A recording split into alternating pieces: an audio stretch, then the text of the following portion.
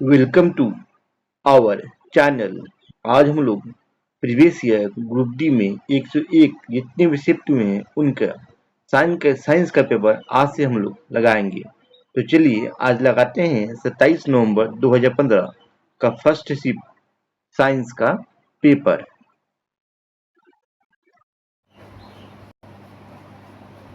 एक पिंड को ऊंचाई से गिराया जाता है। यदि यह 3 सेकंड तक गिरता है तो उसका अंतिम वेग क्या होगा। मान लीजिए कोई पिंड है, इसको जो है का प्रारंभिक वेग यहाँ पर नहीं दिया हुआ है, तो मतलब क्या शून्य मानते हैं। वो गिरते गिरते गिरते गिरते नीचे आता है और उसका अंतिम वेग ऑब्वियसली ही अवश्य ही वो अंतिम वेग क्या हो जाएगा, भर जाएगा। इसका अंतिम वेग ही निकालना है। तो हम फॉर्मूला लगाते हैं v equal to u plus a t. U जो है वह कितना प्रारंभिक वेग कितना है, शून्य, और एक्सीलरेशन वो कभी ऊपर से या नीचे कहीं भी गिरे यहाँ हमेशा माइनस में लिया जाता है। तो इसका एक्सीलरेशन कितना दिया हुआ है, 10 -10, और टाइम कितना है 3 सेकेंड। कितना हो गया, -30 मीटर प्रति सेकेंड। तो इस सवाल का आंसर है -30 मीटर प्रति सेकेंड। नेक्स्ट देखते हैं, साबुन की मार्जन क्रिया में मिसेल की मुख्य भूमिका क्या है। जब हम लोग साबुन की संरचना देखते हैं तो इसमें दो भाग होते हैं। एक ऊपर वाले भाग को हम लोग हाइड्रोफिलिक कहते हैं, यानी जल रागी। इसको जो है पानी से प्यार है, यह जो है पानी की ओर पानी को अपनी तरफ खींचता है। और नीचे वाला जो हिस्सा है यह है हाइड्रोफोबिक, यानी जल विरागी। इसको जो है पानी से प्यार नहीं है, यह जो है पानी से दूर भागता है। तो साबुन के फैट इस प्रकार के होते हैं, ऐसे ऐसे करके जाल जैसा बने होते हैं। जैसे ही हम लोग तेल की कोई बूंद इसमें गिरती है तो नीचे वाले इस तेल में तो फैट होता है, तो जो नीचे वाला जो पार्ट है जो फैट की ओर जाता है, और ऊपर वाला भाग जो है वह दूर भागता है, पानी की तरफ जाता है। इस तरह से यह एक जाल जैसा संरचना बन जाती है, जिससे कपड़े से तेल और गंदगी को टैप करती है और हटा देती है। तो मिसल क्या काम है, यह जो है कपड़ों के से तेल और गंदगी को ट्रैप करना और हटाना। नेक्स्ट देखते हैं, लेंस की शक्ति जो है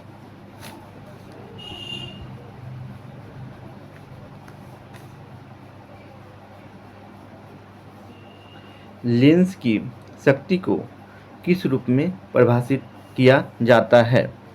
तो लेंस की शक्ति को मान लीजिए जो यह कोई लेंस है, ठीक है। इसको जो हम लोग power P equal to power 1/फोकल लेंथ से दर्शाते हैं। तो यहाँ पे P इक्वल टू 1/फोकल लेंथ। अगर हम लोग पावर को डायोप्टर में लेते हैं तो फोकल लेंथ हमेशा जो है वह मीटर में आएगा। इसलिए लेंस की शक्ति को मीटर में इसकी फोकस दूरी के व्युत्क्रम के रूप में परिभाषित किया जाता है। नेक्स्ट देखते हैं, निम्नलिखित में से कौन सा कथन सही है। तो किया गया कार्य धनात्मक ही होता है या नहीं, किया गया कार्य केवल ऋणात्मक होता है, नहीं, किया गया कार्य बल या विस्थापन पर निर्भर करता है। किया गया कार्य बल की दिशा के आधार पर धनात्मक और ऋणात्मक कुछ भी हो सकता है। नेक्स्ट सवाल देखते हैं, निम्नलिखित में से किसका उपयोग बिलियन की सांद्रता को व्यक्त करने के लिए नहीं किया जाता है। तो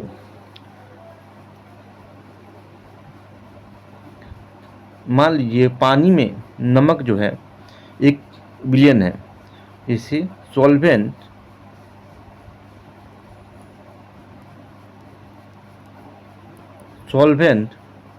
प्लस सोलूट ठीक है। पानी क्या है, पानी सोलवेंट है, और नमक क्या है, नमक जो है वह सोलूट है। और ये दोनों मिले क्या बनता है, विलियन बनता है, विलियन, विलियन यानी सोल्यूशन, सोल्यूशन बनता है। ठीक है। सोल्वेंट प्लस सोलू, विलियन की सांद्रता को 3 प्रकार से निकाला जा सकता है। ठीक है। विलियन की सांद्रता को जो 3 प्रकार से निकाला जा सकता है। एक जो है विलियन का द्रव्यमान प्रतिशत, द्रव्यमान 8% से। दूसरा जो है किसी विलियन का द्रव्यमान या द्रव्यमान प्रतिशत से। तीसरा जो है विलियन का आयतन या आयतन प्रतिशत से। लेकिन जिसमें विलियन का आयतन और द्रव्यमान प्रतिशत से विलियन की सांद्रता व्यक्त नहीं की जा सकती है, इसलिए इसका आंसर जो होगा सी होएगा। नेक्स्ट सवाल देखते हैं। अस्थमा मुख्यतः श्वसन तंत्र के किस भाग को प्रभावित करता है। जिस एयर जो हम अपने लंग्स तक जाते हैं वह एक नली के माध्यम से जाती है। वह नली जो है ऐसे बनी होती है। ठीक है। जिसे हम लोग क्या कहते हैं, जिसे हम लोग ट्रेकिया या श्वास नली कहते हैं, श्वास नली कहते हैं। इसको हम लोग क्या कहते हैं, क्या या श्वास नली कहते हैं। यह आगे चलकर जो है इसे 2 शाखाएं बढ़ जाती है, 2 शाखाएं बढ़ जाती है। तो ये लंग्स के 2 शाखाएं बढ़ जाती है। यह एक शाखा जो है दाएं वाले लंग्स से होकर जाती है, और एक शाखा बाएं वाले लंग्स से होकर जाती है। ट्रेकिया में 2 भागों में टूट जाता है, उसे जो ट्रेकिया जो है इसमें 2 भाग में टूट जाता है, इसको क्या कहते हैं, ब्रोंकी। इसे क्या कहते हैं, ब्रोंकी कहते हैं। और ब्रोंकी उनकी शाखा जो है उसमें ब्रोंकी जो है इसमें छोटे छोटे शाखा टूट जाते हैं, इसे क्या कहते हैं, ब्रोंक्लियस कहते हैं, ब्रोंक्लियस कहते हैं, श्वास नली कहते हैं। ठीक है। तो इसका आंसर होगा अस्थमा मुख्य श्वसन तंत्र की किस भाग को प्रभावित करती है, जो है ब्रोंकी और ब्रोंक्लियस को प्रभावित करती है। नेक्स्ट देखते हैं। निम्नलिखित में से कौन सी धातु सक्रियता श्रेणी के मध्य में निष्कासित की जाती है। तो जिंक,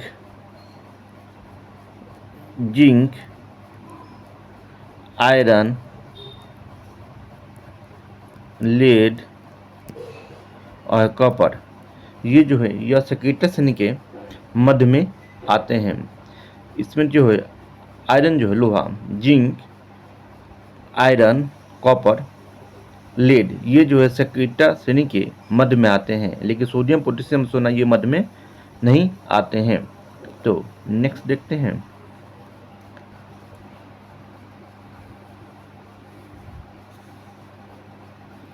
जब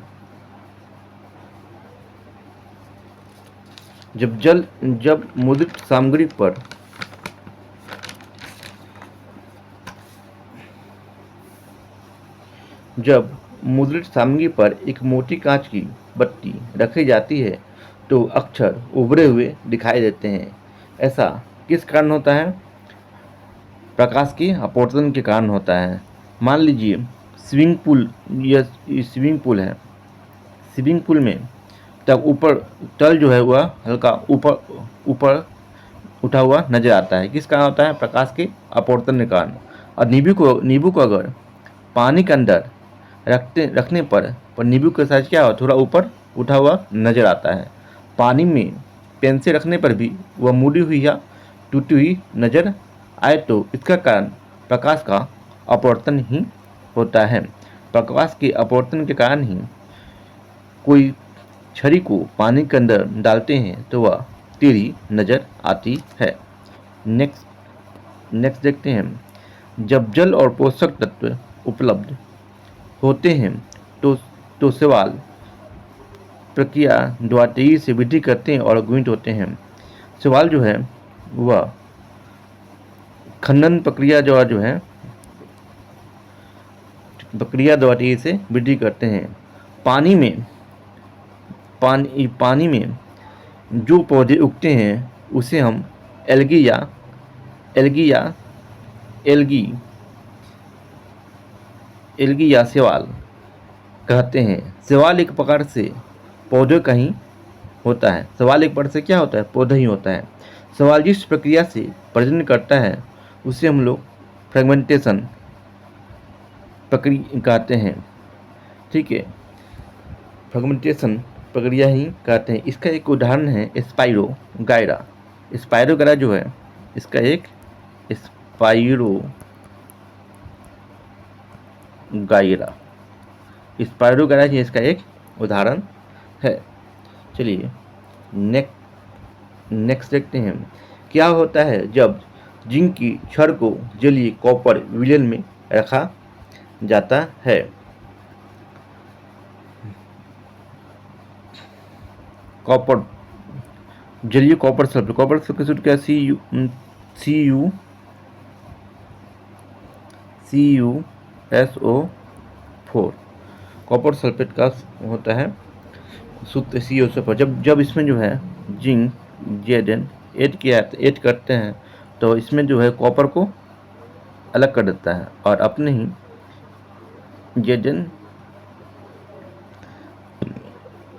ZnSO4 बन जाता है। कॉपर जो है कॉपर सल्फेट जो है इसका रंग कैसा होता है? इसका रंग यह जो है नीले रंग के होते हैं। और जब यह जिंक से पटकेरा कर अलग हो जाता है तो इसका रंग क्या होता है? फीका पड़ने लगता है। कॉपर जो है एक मेटल है और जिंक भी मेटल है। जिंक कॉपर सल्फेट से ज़्यादा रिएक्टिव होता है। जिंक जो है कॉपर सल्फेट से ज़्यादा रिएक्टिव होता है, इसलिए वह इसको विस्थापित करके स्वयं वहाँ पर चल जाता है। इसलिए कॉपर सल्फेट विलयन का नीला रंग फीका पड़ जाता है। कॉपर के हटने के बाद इसका रंग क्या हो जाता है? हल्का फीका पड़ने लगता है। इसका रंग जो है वह फीका पड़ने लगता है। चलिए नेक्स्ट देखते हैं।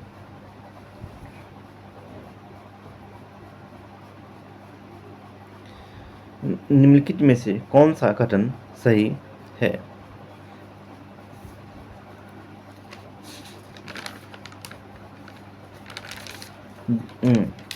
विभवांतर को वोल्ट में मापा जाता है।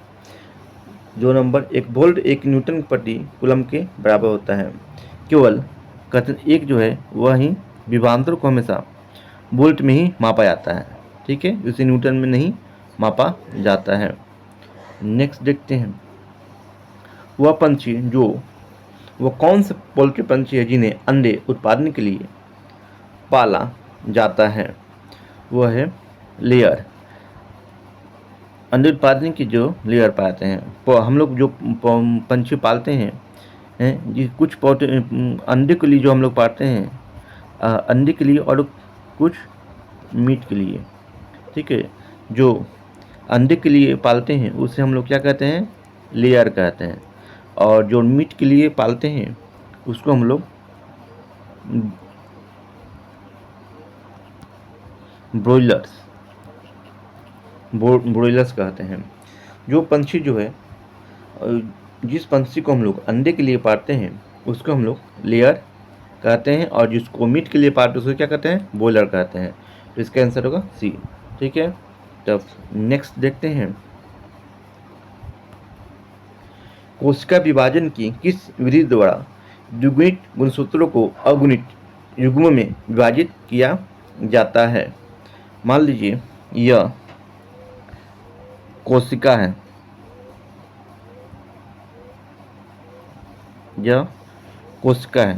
कोशिका जो है वह कोशिका के अंदर न्यूक्लियस होता है। यह जो है कोशिका के अंदर न्यूक्लियस होता है और न्यूक्लियस के अंदर जो है छोटे छोटे पेयर में क्रोमोसोम होते हैं।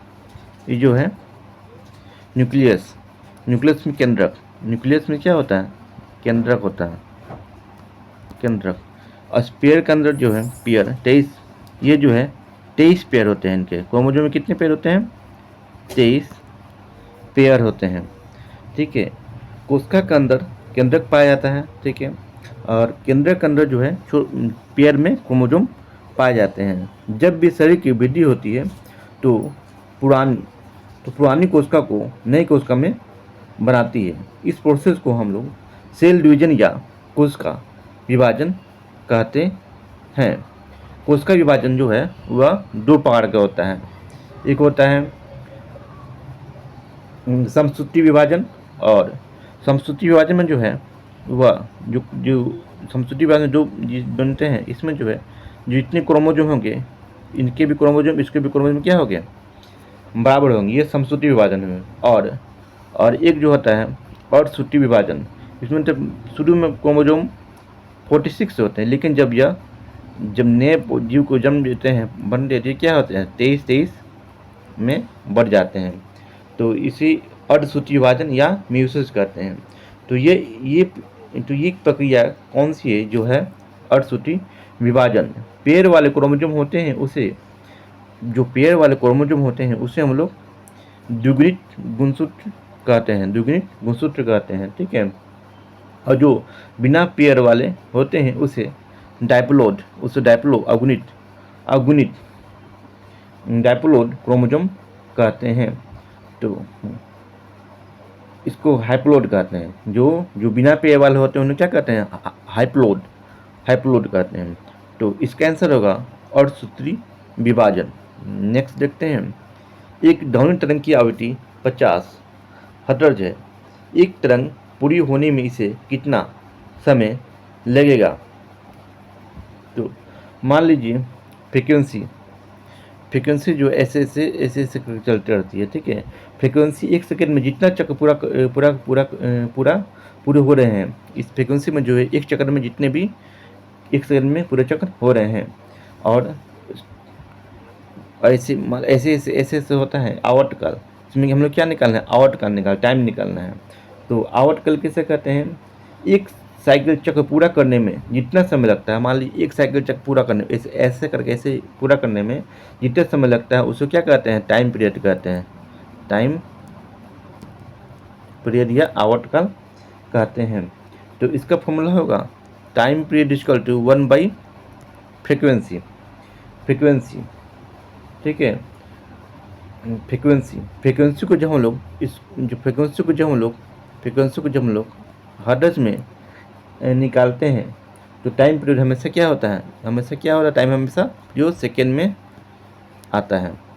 तो इसका फॉर्मूला लगाइए, टाइम पीरियड का formula T equal to 1/f। तो यहाँ पे क्या फ्रीक्वेंसी कितना दिया हुआ है, f का मान 50। तो इसका क्या होगा 0.02 सेकेंड। ठीक है। जब भी हम लोग फ्रीक्वेंसी को हर्ट्ज में निकालते हैं तो टाइम पीरियड हमेशा क्या होगा, सेकेंड में ही निकलेगा। टाइम पीरियड का इसका फॉर्मूला होगा टाइम पीरियड इक्वल टू 1/फ्रीक्वेंसी। ठीक है। नेक्स्ट देखते हैं 15 नंबर। निम्नलिखित में से कौन सा जीवन प्रक्रिया प्रजातियों में विविधता लाने के लिए महत्वपूर्ण है? ठीक है। प्रजनन जो है वह दो प्रकार के होते हैं। एक लैंगिक प्रजनन सेक्सुअल रिप्रोडक्शन, और दूसरा जो है अलैंगिक प्रजनन। ठीक है। अलैंगिक प्रजनन सेक्सुअल रिप्रोडक्शन में दो जनक होते हैं। सेक्सुअल रिप्रोडक्शन में जो है वह दो जनक होते हैं, उससे जो है संतान उत्पन्न होते हैं। तो इसमें जो है इससे जो संतान उत्पन्न होते हैं इनसे जो है डिवीजन में होते हैं अलग अलग। थोड़ा इनके ऐसा नहीं होता, इनके ऐसा होता है, लेकिन इनका जो डिवीजन होता है वह अलग अलग होता है। तो इसका आंसर होगा ए लैंगिक प्रजनन। नेक्स्ट सवाल देखते हैं। वह प्रक्रियात्मक समूह जिसमें ऑक्सीजन विषम परमाणु नहीं होते हैं। ठीक है। जिसमें जो ऑक्सीजन नहीं होता है, कार्बोक्सिलिक एसिड में जो है ऑक्सीजन, कार्बोक्सिलिक एसिड में ऑक्सीजन जो है मान COOH, इसमें भी ऑक्सीजन होता है। कीटोन में जो है कीटोन में दो बॉन्ड होता है, ऐसे ऐसे जुड़े रहते हैं, ठीक है।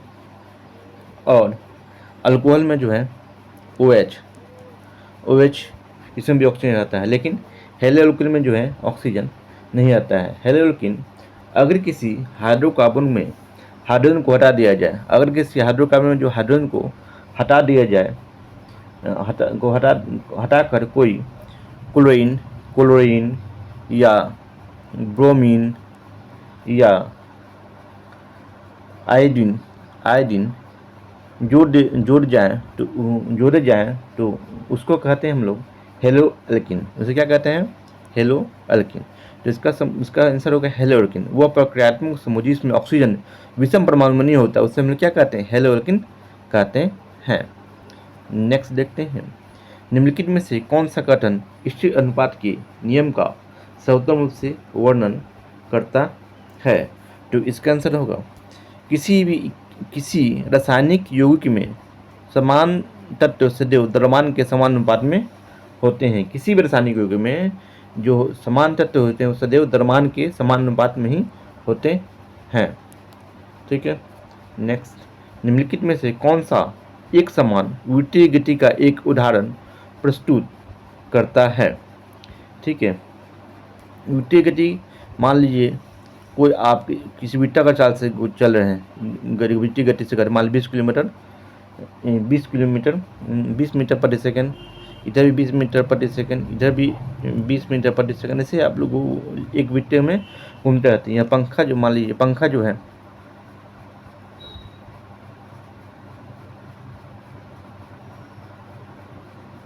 जो है यह हमेशा कांस्टेंट स्पीड में घूमते रहते हैं। क्या होता है?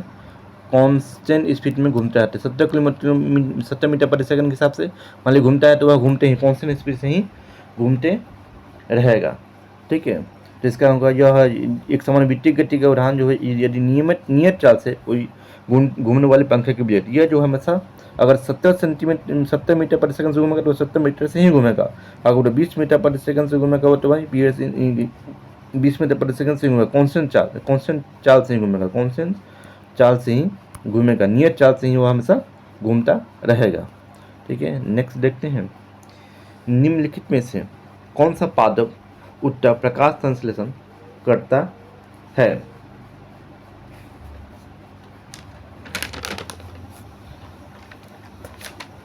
कौन सा पादप जो है प्रकाश संश्लेषण करता है? हरित लवक जो है वह प्रकाश संश्लेषण हमेशा हरित लवक पेरेनकाइमा, ठीक है।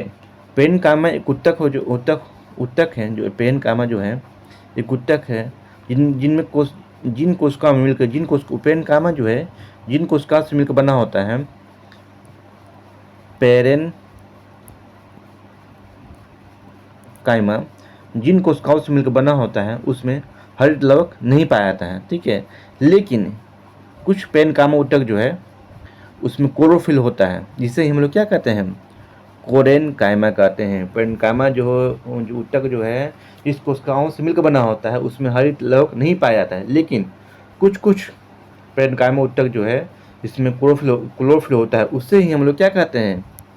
पेरेनकाइमा, ठीक है। नेक्स्ट देखते हैं,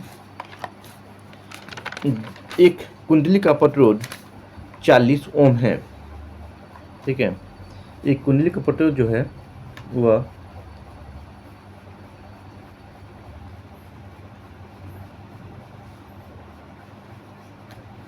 40 ओम है। यदि इसे 220 वोल्ट की आपूर्ति से जोड़ा जाए तो कुंडली द्वारा खपत की गई शक्ति कितनी होगी?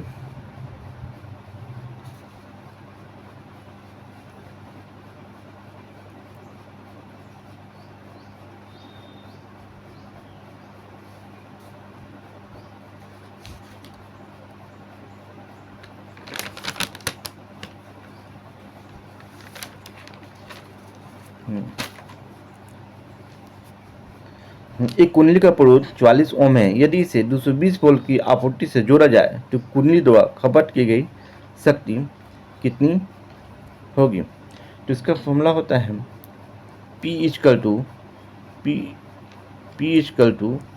V² by R।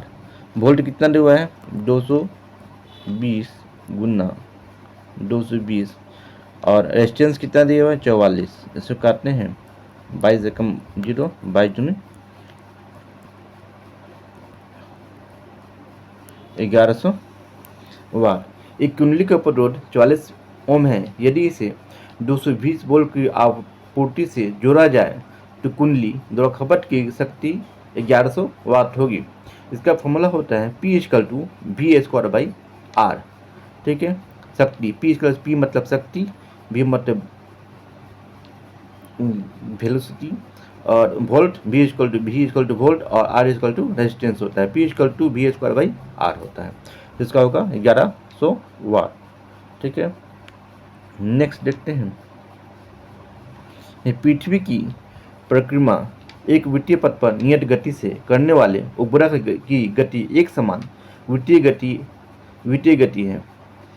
एक उत्कृष्ट उदाहरण है। इस दिए गए इस गति का कौन सा गुण उसके त्वरण को शून्य होने से रोकता है? तो गति की दिशा प्रत्येक बिंदु पर निरंतर बदलती रहती है, अर्थात वेग परिवर्तित होता रहता है। ठीक है, नेक्स्ट देखते हैं। क्या होता है जब एक नेफ्थलीन बॉल को खुली जगह में धातु को प्लेट में जला दिया जाता है? ठीक है, नेफ्थलीन जो है वो किससे बना होता है? नेफ्थलीन जो है यह हाइड्रोकार्बन से मिलकर बना होता है। किससे बना होता है?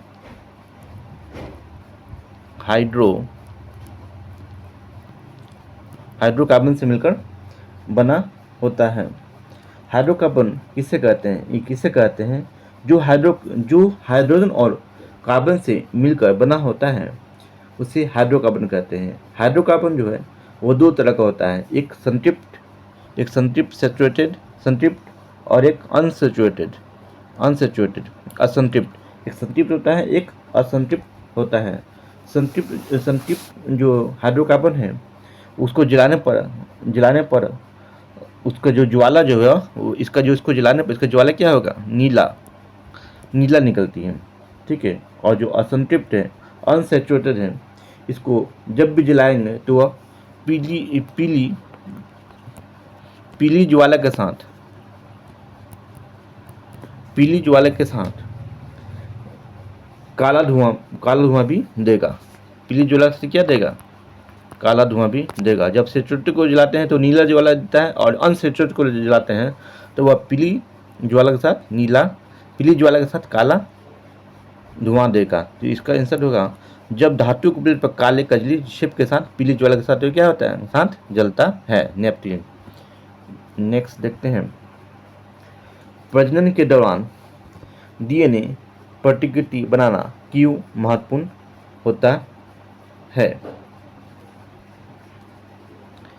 ठीक है, लक्षण को एक जनरेशन से दूसरे जनरेशन में जाने के लिए डीएनए की कॉपी होती है। जब लक्षण जो है किसी जीव का लक्षण जो है एक जनरेशन से फर्स्ट जनरेशन से किसी अगले जनरेशन में जाने में डीएनए का ही कॉपी होता है। ठीक है, तो इसका जो लक्षणों की वंशागति के लिए जो है डीएनए का प्रतिकृति बहुत ही महत्वपूर्ण होता है। निम्नलिखित में से कौन सा विकल्प मछली सर्वोत्तम शब्द का सर्वोत्तम से वर्णन करता है? इसको जो है मछली पालन कहते हैं। Cultural fishing a particle code mariculture. Cultural fishing इस particle code mariculture. Cultural fisheries a particle code mariculture. मान लीजिए एक तालाब है, इसमें छोटे मछली के बच्चे लाकर छोड़ते हैं। वह कुछ दिन बाद बड़े मछली बन जाते हैं। ठीक है, इस मछली को छोड़ के तालाब में इसको हम लोग क्या करते हैं? मछली का खेती कहते हैं, मछली की फार्मिंग कहते हैं या मछली का पालन कहते हैं, ठीक है। जो तालाब में जो छोड़े थे मछली वो बड़ी धीरे धीरे क्या हो जाएगी, बड़ी हो जाएगी। इसे ही हम लोग क्या कहते हैं, मछली की फार्मिंग कहते हैं, इसको मछली पालन कहते हैं, ठीक है। नेक्स्ट लास्ट अंतिम सवाल जो है, क्लोरीन का आंशिक परमाणु दबान निम्नलिखित में से किसके कारण होता है? तो यह है समस्थानिकों की उपस्थिति के कारण होता है, ठीक है। क्लोरीन का परमाणु द्रव्यमान जो है, क्लोरीन का परमाणु द्रव्यमान जो है वह क्लोरीन के परमाणु द्रव्यमान जो है 35.5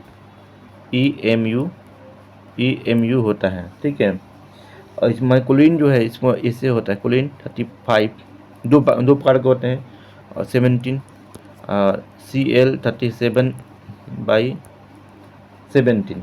इसमें जो है क्लोरीन के 2 आइसोटोप होते हैं, ठीक है। सभी 30, इसको हम लोग कहते हैं 35 AMU में लिखते हैं, इसको हम लोग 37 AMU में लिखते हैं। इसमें जो है क्लोरीन 75% होता है, इसमें 25% होता है। तो इसका अर्थ होगा समस्थानिकों की क्लोरीन का आंशिक परमाणु द्रव्यमान जो है वो समस्थानिकों की उपस्थिति के कारण ही होता है। तो ये रहा हम लोग का फर्स्ट शिफ्ट 27 नवंबर का फर्स्ट शिफ्ट। इसी तरह हम लोग डेली के डेली अब साइंस के एक शिफ्ट का पेपर लगा लेंगे, जिससे कि आगामी एग्जाम में इससे काफ़ी सारा ही क्वेश्चन रिपीट होने की संभावना है। तो वीडियो अच्छा लगे तो वीडियो को लाइक और शेयर कीजिएगा और चैनल को सब्सक्राइब कर लीजिएगा। तो मिलते हैं हम लोग नेक्स्ट वीडियो में, तब के लिए थैंक यू।